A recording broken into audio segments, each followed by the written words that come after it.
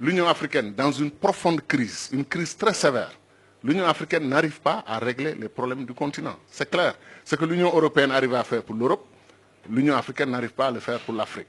Et l'Union africaine vient à Bruxelles pour chercher de l'argent, pour aller, comme disait, apporter des solutions africaines aux problèmes africains. Ça fait sourire. Comment on peut apporter des solutions africaines aux problèmes africains avec l'argent européen? Il faut que les Africains financent leur sécurité et financent leur développement. Et nous avons, Dieu sait que nous avons les moyens, nous sommes le continent le plus riche du monde. Un tiers des ressources naturelles prouvées sont en Afrique. L'Afrique va être le continent le plus peuplé, et la bonne nouvelle, c'est que c'est peuplé de jeunes.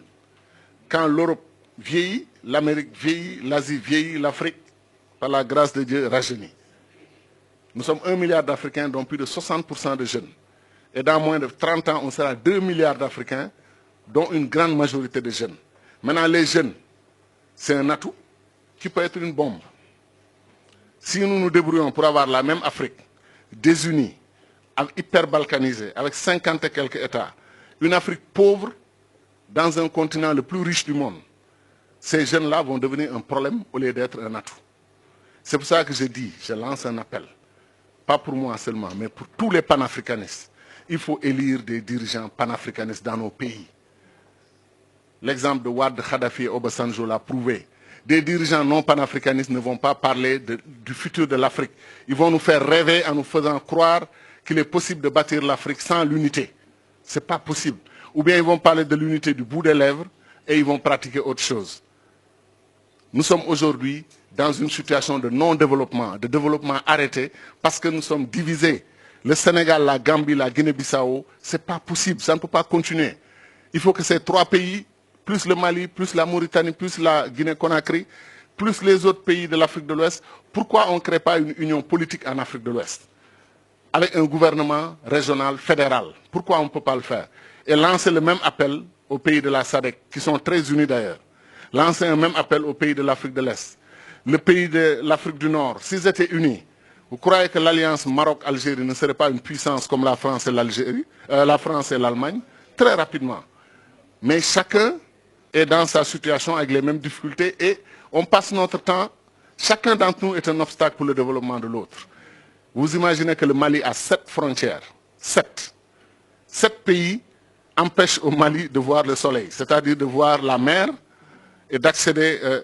Vous avez la Guinée, territoire Sénégal, Mauritanie, Côte d'Ivoire, Burkina Faso, Niger, Algérie. Si quand 7 pays vous encerclent et chacun prétend être un pays souverain qui contrôle ses frontières, mais il vous étouffe, il vous empêche de respirer. C'est pour ça que nous nous disons, on peut aller rapidement, au moins, à défaut d'avoir les États-Unis d'Afrique, qu'on ait des gouvernements d'union au plan régional, étape vers les États-Unis d'Afrique. Qu'est-ce qui nous empêche d'avoir une monnaie commune? Le franc CFA, là, 14 pays le partagent, en Afrique centrale et en Afrique de l'Ouest. Faisons-en la base d'une monnaie continentale. Parce que si le franc CFA s'allie avec le Nigeria, et on change le nom, on ne l'appelle plus franc CFA, c'est clair. Le mot franc disparaît au moins. Hein, on crée une monnaie africaine commune. Il ne faut pas démanteler ce qui existe et qui fonctionne pour quelque chose dont on rêve. On prend ce qui existe, on l'améliore et on l'élargit au Nigeria, au Ghana. Dès qu'on le fait, on a presque un tiers des pays africains qui partagent la même monnaie. Mais c'est une base pour tendre la main aux autres. Kadhafi, avant lui, Nkrumah, on parlait de Banque centrale africaine il y a 50 ans. Banque centrale africaine, monnaie commune africaine, constitution, citoyenneté africaine, armée, défense commune africaine, diplomatie commune africaine, commerce extérieur africain. C'est pour ça que je dis que quand on a mis Nkrumah de côté, après on a organisé le coup d'État, on s'est retrouvé avec un faux paradigme qui a fait que même les pays africains les plus avancés comme la Côte d'Ivoire sont retombés après dans la situation que l'on sait. Est-ce que vous savez que les Malaisiens allaient en Côte d'Ivoire pour dire aux Ivoiriens dans les années, début des années 70, nous voulons être comme vous? Aujourd'hui, la Malaisie est une puissance régionale. Elle vend de l'huile de palme à la Côte d'Ivoire qui lui vendait de l'huile de palme avant. La Corée du Sud, qui avait 1,5 milliard de dollars, 1,5 milliard de dollars de PIB égal au Sénégal, a aujourd'hui 1500 milliards. Le Sénégal a 15 milliards de PIB. Et la Corée du Sud a un niveau de développement équivalent à 25 pays d'Afrique qui sont regroupés dans le marché commun de l'Afrique du Nord, de l'Est et du Sud. 25 pays d'Afrique. Mais pourquoi? Parce qu'ils ont eu le bon leadership, et ils ont appris à être un État depuis 5000 ans. Nous, on apprend à être un État depuis 50 ans. Et des États qui posent problème parce qu'ils n'ont pas de frontières reconnues et acceptées par les populations. Les Africains, les populations sont panafricaines. Ce sont nos dirigeants qui ne sont pas panafricanistes. C'est eux qui bloquent l'unité de l'Afrique. C'est eux qui bloquent l'avancée de l'Afrique. Chacun veut être président de la République avec cortège, escorte, nommer des ambassadeurs, nommer...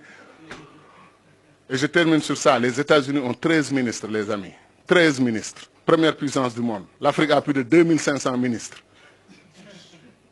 C'est la vérité. Comptez 30 ministres par pays, ce qui est faible d'ailleurs. Et vous multipliez par 50 pays, 1500. Comptez 40 ministres par pays, multiplié par 50, vous êtes à 2000. Et on est 54 États.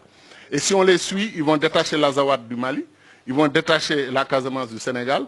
On va continuer l'hyperbalkanisation de l'Afrique. Il faut arrêter ça. Il faut arrêter ça. Il faut arrêter ça. Il est temps d'aller à l'unité. Pour des questions de survie, d'abord du continent.